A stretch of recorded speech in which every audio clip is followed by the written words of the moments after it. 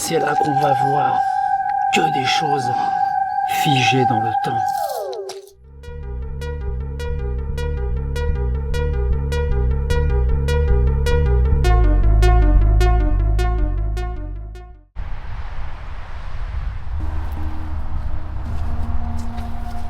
Là, on est dans un ancien poste de sécurité à l'entrée du site. C'est bien, ils avaient quand même prévu le confort pour les vigiles à l'entrée. Il y a encore de vieux panneaux aussi, des panneaux d'avertissement qui, à mon avis, devaient être affichés à l'entrée du site. Il y a aussi un vieil agenda. L'agenda date de 2003. On voit tous des noms à consonance portugaise et à consonance russe. Des prénoms comme Nadia, Alina, Oleg, et des noms plus à consonance portugaise comme Luis Delgado.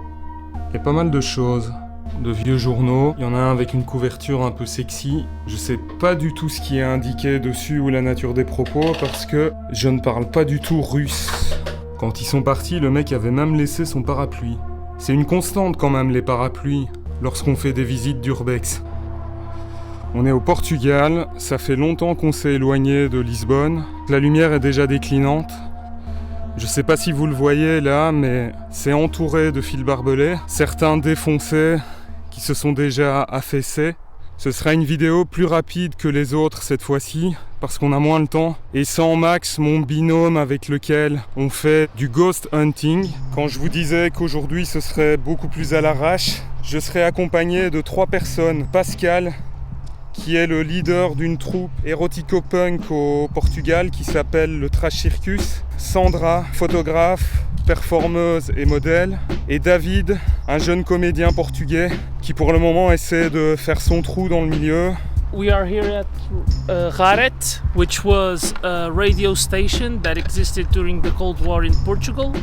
Raret transmitted radio signals and radio programs from a radio station that was called Radio Freedom. Its main focus was exactly that, spying the Soviet Union and transmitting Western propaganda. It was abandoned at the end of the Cold War and it hasn't been opened ever since. There were many workers working in this radio station, so they built this town. And the purpose was that this town emulated an American town, like with houses, gardens, all those American things. But at the same time, they wanted to keep a little bit of Portuguese architecture. Here, you can record it. There's a secondary school because not only did the workers live here, but also their families. Sandra, Hello. are you excited to Very be back excited. to school? Oh, of course. I've left school when I was 20 years ago. Ok, c'est incroyable. Ici, on est dans une ancienne salle de sport. Vous voyez, il y a encore les paniers de basket, des espaliers aussi. C'est quoi par là? Some toilets? Yeah, these are the changing rooms, toilets. Ok. Incredible. Basically, the kids would come here, they would change to their sports uniforms or their sports clothes, and they would train, do gymnastics, play some sports. Here they would also like shower. Specifically here they would shower. Okay, bye. I'm trapped. Franchement, c'est impressionnant cet endroit. Comme David le disait, tout était centralisé ici. Ils avaient vraiment tout qui était sur place, y compris un supermarché, si j'ai bien compris. Ah, faut faire gaffe aux portes. Il y a du verre un peu partout. Comme vous le voyez, le parquet est encore impeccable. Look at this. It's the Qu'est-ce que c'est?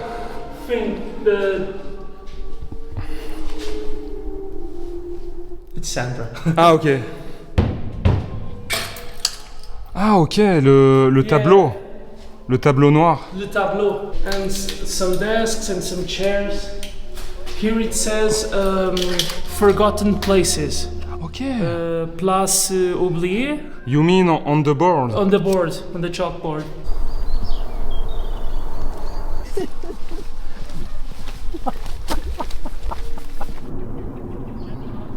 This was a fountain around us. This monument was supposed to symbolize the union between the United States government and Portugal.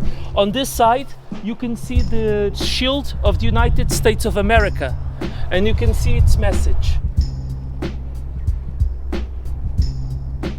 Je m'apprête à entrer dans un des bâtiments principaux. Je vous dis pas le nombre de moustiques qu'il y a ici. J'ai passé mon séjour au Portugal à me faire littéralement bouffer de partout. Je vous fais pas un dessin. Et j'en parlais il y a quelques minutes avec David. En fait, je trouvais que les bâtiments avaient un petit feeling soviétique, ou en tout cas quelque chose de très dur. Il m'a dit qu'en fait ce type d'architecture était celle qui était en vogue du temps de la dictature, du temps de Salazar. Là, je vais rentrer dans le bâtiment principal. Il y a un pneu à l'entrée, comme vous voyez.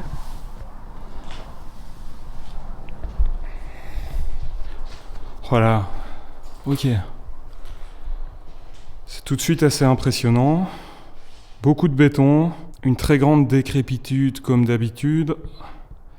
Pas mal de moisissures au mur. Comme vous voyez ici, cette porte métallique, elle a été murée. Voilà. La pièce ici, sinon il n'y a rien de notable.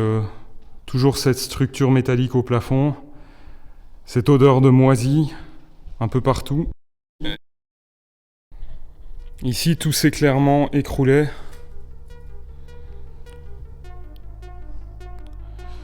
Le plafond est en perdition totale. Et par là-bas, c'est bouché. Il y a un amoncellement de portes, d'armoires, un peu de tout, comme vous le voyez.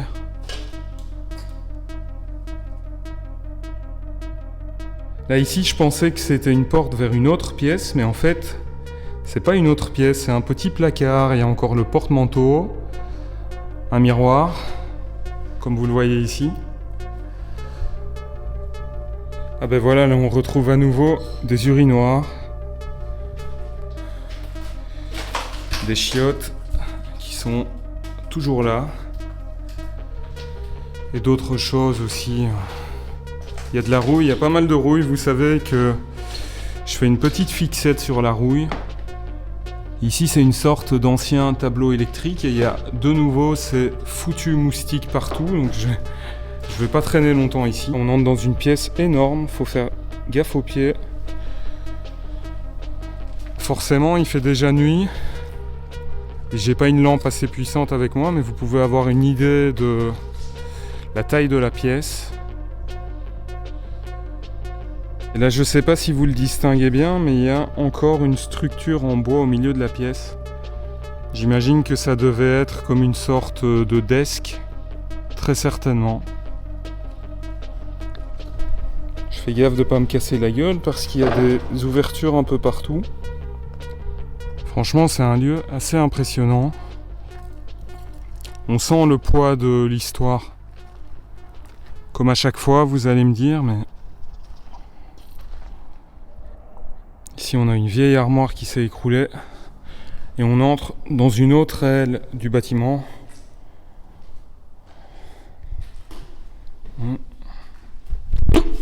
Oh putain de sa mère!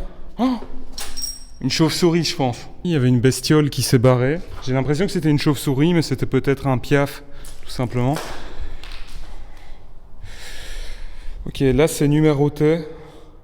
À mon avis, c'était des casiers. Et il y en a beaucoup, beaucoup, beaucoup.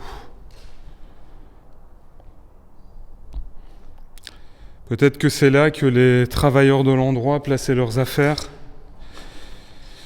à leur arrivée chaque jour.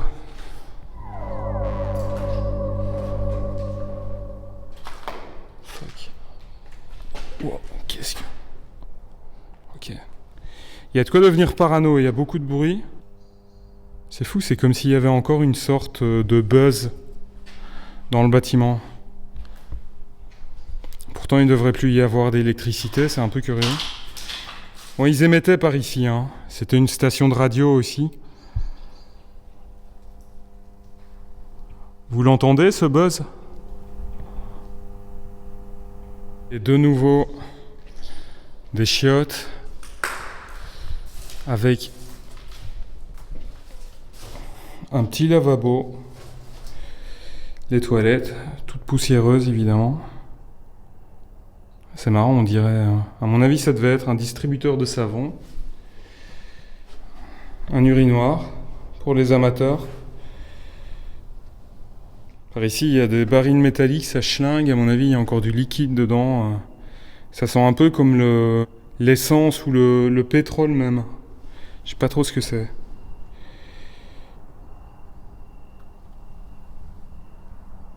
J'espère que je vais pas faire de mauvaises rencontres.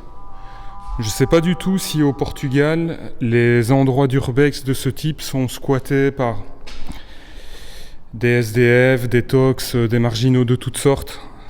Un peu comme le fort de la Chartreuse en Belgique, pour ne citer que lui. Ici, c'est encore une autre pièce avec de grandes armoires. Rien d'autre de notable. Là, il y a un accès vers les souterrains, mais je vous avoue que je vais pas trop m'y risquer. Surtout que ça n'a pas l'air praticable du tout. Et ça semble totalement inondé. Ici, c'est curieux, au sol, il y a... Comme vous voyez ici, je vous le montre. Il y a toute une structure de mini poteaux en béton. Je sais pas à quoi ça servait. C'est un petit peu tagué les murs, mais beaucoup moins que ce genre de bâtiment en Belgique. Il y a eu moins de passages par ici. Et bien là, c'est pas mal du tout. À mon avis, c'était un ancien établi. C'était bien pensé, il y a encore les crochets pour les outils. Et c'est une plaque en bois avec des dessins comme des sortes de pochoirs des outils pour montrer aux travailleurs où ils devaient les ranger. Là, vous voyez, évidemment, ma lampe crée des reflets, mais vous voyez que par exemple, ici, c'était pour ranger les scies. Là, j'imagine des limes ou des rabots, des clés, etc. Une ancienne pile de documents. C'est marrant, on dirait une photocopie d'une photo d'une ligne électrique. Ici, c'est des calculs, une ancienne prise électrique, là, où je sais pas, des schémas électriques. Je suis pas du tout calé là-dedans, vous m'excuserez. Ici, c'est un ancien catalogue d'outils. Vous voyez ? FEMSA, j'imagine que c'est la marque. Et le catalogue était disponible dans pas mal de langues. Ah, c'est marrant le collage sur la porte là. Pas mal du tout. Ici, la pièce est assez chargée. Et je parle pas uniquement des moustiques qui sont en train d'essayer de me bouffer, mais il y a pas mal de choses. Un grand meuble en bois, de nouveau de grandes armoires, énormément de choses au sol.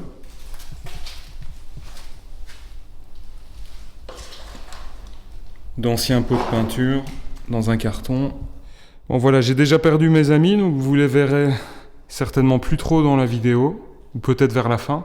Au cas où vous ne l'auriez pas encore compris, ici ce sera une vidéo pure urbex. Il n'y aura pas d'interpellation d'esprit, d'utilisation du K2 et autres, parce que Max n'est pas avec moi au Portugal. Alors là, moi qui adore le métal, la rouille et les vieilles machines, là je suis servi. Je n'ai strictement aucune idée de ce que ça peut être, mais on a une vieille machine qui se trouve là, dans cette pièce. Là malheureusement l'escalier je pourrais pas m'y aventurer parce qu'il s'est déjà écroulé en partie. C'est dommage. De nouveau une grosse machine, d'une taille relativement imposante. Ah ben voilà la chauve-souris, je l'ai retrouvée. Vous la voyez là ? Pourquoi je fais ça? C'est pas un chien? Bon. Mais vous voyez, il y a des chauves-souris. Tout à l'heure, elle m'a fait crever de peur. Ok, donc là, je grimpe à l'intérieur d'une ancienne tour. Je sais pas quel type de tour c'était. Une tour radio, j'imagine. Vous voyez, il y a encore les tuyaux à l'intérieur de la tour. Rouillés, évidemment. Ok, donc là on est en haut de la tour. C'était quoi comme tour ça, David? I think it worked as a water tower. At the same time, it was one of the towers that would light up the radio Okay. station. So it was not like a radio tower. No, it wasn't a radio tower. Are we going down? Yes, we're going down. Je Je pense que c'est des chauves-souris. Do you like bats? No, I do Are you afraid of I bats? like Batman, I don't like bats. Ok. C'est pas des chauves-souris. C'est pas des chauves-souris? Tu dirais que c'est quoi, toi? Des pigeons? Des casiers? I have no idea what this is. Yeah. Maybe some tools? Or some replacement tools? I don't know. It looks like light bulbs, no? But not really. No. Oh, it's heavy. It's really heavy. Il y en a beaucoup là. Hein? T'as vu? Tu sais ce que c'est ça, Pascal? C'est en quoi ça? Je pensais que c'était du verre, mais c'est beaucoup plus lourd que ça. Je sais pas trop ce que c'est. C'est marrant, hein? C'est intéressant comme design en plus. Il y en a de plus petits formats, t'en as des plus gros aussi. C'est plus lourd que ce qu'on dirait quand on les voit comme ça. Ah, et ça, c'est des... C'est pas des tubes style néon qui se sont oxydés ou... Ça c'est des trucs à mon avis de résistance pour les vents. Tu penses que c'était des résistances pour les machines? Des tubes comme ça devait passer quelque part. Ah ouais, ou peut-être dans les plus gros. Ouais. Parce qu'il y en a différentes tailles des tubes. Ouais, il y a différents formats. Ça a l'air de fonctionner encore. Ce buzz qu'on entendait tout à l'heure, visiblement, c'est la centrale électrique à côté. Mais c'est curieux parce que, selon Pascal, elle devrait plus fonctionner. Et là, elle fonctionne encore. Et vous entendez ce buzz d'ailleurs. C'est le même qu'on entendait à l'intérieur tout à l'heure. Là, on est monté à l'intérieur d'une pièce. Beaucoup de moisissures sur les murs. Et comme David me l'a fait remarquer, des CD-ROM au sol.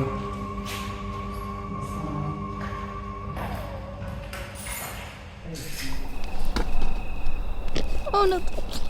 Ah, et ça le dérangeait pas, hein? Yellow and green. On va lui foutre la paire. Sleeping.